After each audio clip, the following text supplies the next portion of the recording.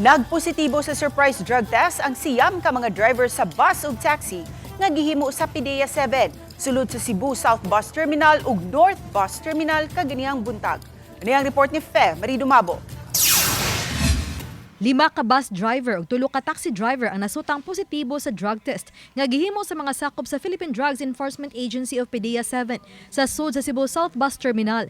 Kini gikan sa kapin 200 ka mga driver sa bus, V-Hire, taxi ug mga konduktor. Usa-usab sa kapin 200 ka mga driver nga napaubos sa drug test sa Cebu North Bus Terminal ang nagpositibo. Usa kini ka taxi driver. Matod sa PDEA 7 Director nga usa ka paagi kini nga masiguro nga way tigamitan sa illegal nga drugas nga mga driver nga muhatod sa mga pasahero sa dagkadiyang probinsya sa Subo ning Holy Week. For confirmatory, we are in partnership with government agencies, local government units, and of course yung mga bus company to promote a safer transport system in Central Visayas. Matod sa LTO-7 Director nga dilang kumpiskahon ang ilang lisensya, kundi i-revoke yun ang ilang lisensya. Of course, there will be due process requirement po yan eh.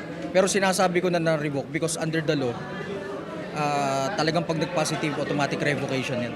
Hindi po pwedeng second chance pagka road safety ang pinag-uusapan kasi paano po yung mga pamilya na na-aksidente. Posible usab nga adunay atubangon nga sanksyon ang operator sa mga driver, sama na lang sa suspensyon sa prangkisa.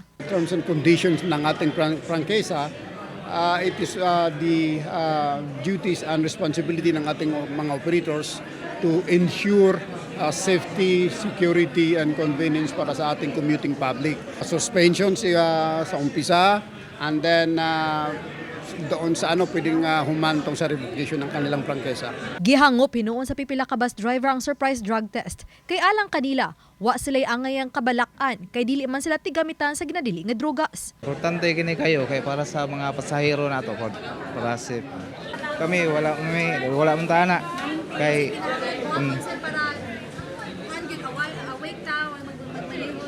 kinahanglan kondisyon juga sa pagmaneho nimo.